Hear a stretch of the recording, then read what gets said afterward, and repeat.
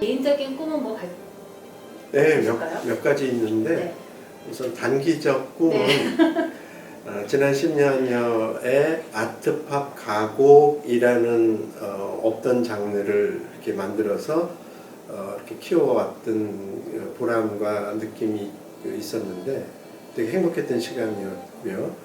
근데 제가 오페라도 되게 좋아하고 오페라 강의도 많이 하는데 한국의 오페라 저변 인구가 많이 늘질 않고 있어요. 10년 전에 제가 조사한 통계와 지금이 오히려 줄면 줄었지 늘고 있지 않아요. 물론 아주 코어로 오페라 애호가분들이 계시긴 한데 네, 이게 늘질 않아요. 그래서 이제 경영학적인 진단을 해보니까 가장 큰 영향력이 랭귀지 장벽이 너무 세고 그 다음에 이태리, 독일, 보통 프랑스, 영국, 유럽 오페라가 우리나라에선 많이 소개가 됐는데 역사적, 문화적인 배경 지식이 없이 그냥 그 순간적으로 공연장에 도착해서 한 10분, 15분 프로그램북에 나오는 신호 정도를 읽고 보는 게 아니죠. 그러고 보면 공부를 다 해야 할 수가 없잖아요. 근데 공연 와서 좀 쉬고 싶은데 또 공연을 뭐 공부까지 해가면서 보게 하는 거는 소비자 지향적은 아니거든요. 근데 오페라는 그래야 되더라고요. 네, 근데 그게 지금까지의 패러다임이었고 네. 결론부터 말씀드리면 한국에서 아트팝 오페라라는 거를 만들어서 공연을 한번 해봤으면 좋겠다 하는 꿈이 오페라의 예술성은 지키고 그 다음에 대중성이 높아진 네. 그런 오페라를 만들고 싶어서 지금 막 열심히 작업을 하고 있어요. 기대가 되네요, 그 작품도. 네, 근데 아마 그 시도를 하면 네. 정통 오페라계에서는 네. 많이 욕하실 수도 있고 얘기가 시끄러워질 수도 있을 거라고 생각이 돼요. 왜냐하면 이제 저는 한국의 오페라가 커지기 위해서는 3트랙 전략을 써야 된다고 경영학적으로 분석을 했어요.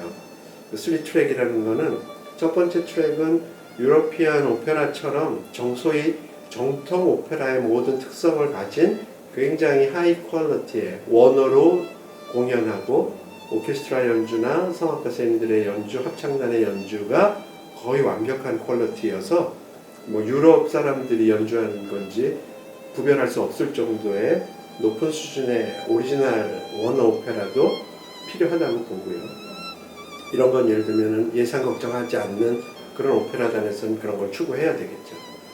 그 다음에 이제 두 번째는 번안 오페라가 적어도 지금부터 30년 동안은 한국에서 지금은 거의 번안 오페라를 찾을 수가 없는데 번안이라는 게 여러분 해보신 분은 아시겠지만 정말 어려워요. 원어로 부르는 게 훨씬 쉽죠. 네. 원어의 음악적 그 특징이나 문학적 특징을 그대로 살리면서 한국말로 그 가사와 그 노트 매핑을 해야 되는 거거든요. 근데 이제 저는 그런 쪽을 지금 실험을 많이 해오고 있는데 분명히 할 수 있다.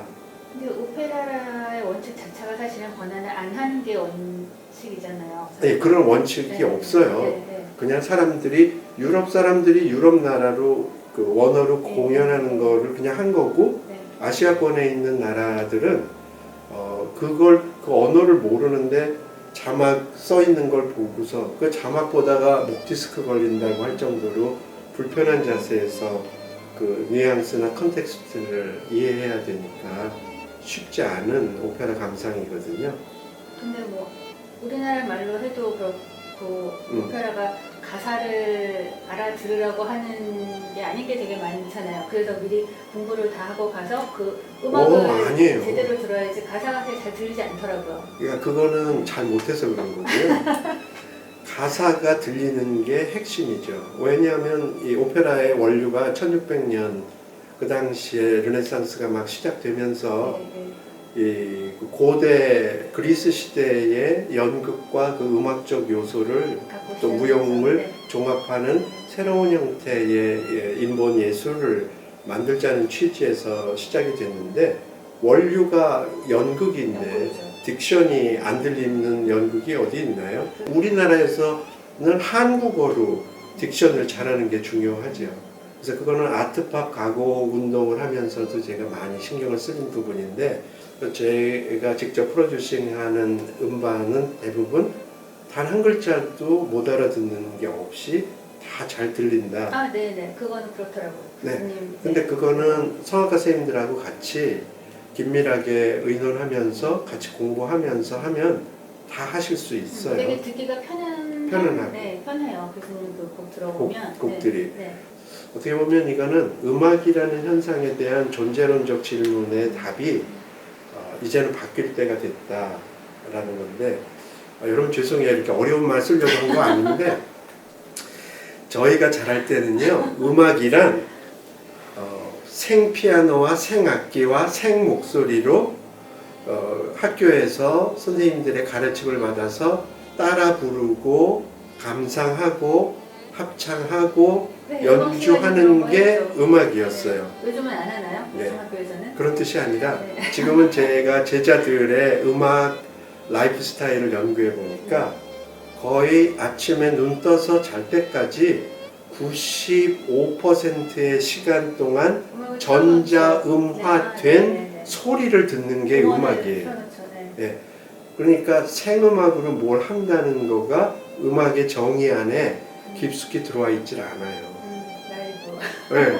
라이브도 라이브. 지금 온라인 라이브라고 말하는데 그게 어떻게 보면 그 정확한 의미는 아니에요. 라이브는 네. 현장에 와서 옆에서 연주를 해야 되는 옆에서 해줘야 되는 건데 그래서 온라인 라이브는 결국 지금 시대의 음악을 소비하는 소비 양식으로 자리를 잡은 건데 이제 구양식하고의 아름다운 조화가 좀 필요한 그런 거라 오페라 쪽에서도 그런 변화 그게 이제 두 번째 번안 오페라가 그 언어 장벽을 넘어가는 걸로 필요하다고 생각하고 저희 때는요 저희 때라는 게 대학교 고등학교 때는 한국의 많은 오페라가 다 번안 오페라였어요. 옛날에 그랬었어요. 예, 네. 왜냐하면 원어로 연주할 수 있는 이게 토양이 안 됐으니까. 근데 이제 그 당시에는 별 생각 없이 어색했었어요. 들었는데 지금 제가 그 옛날 악보를 찾아보고 연주를 해보니까 너무 어색해요. 어색해요. 네. 예, 그래서 그거를 완전히 바꿀 수 있는 번안 오페라 작업을 그런 거는 한두 사람의 노력이 아니라 정말 좋은 전문가들이 모여서 정부의 문화예술 지원을 받아가면서 시간을 충분히 가지고 한 작품 한 작품 다.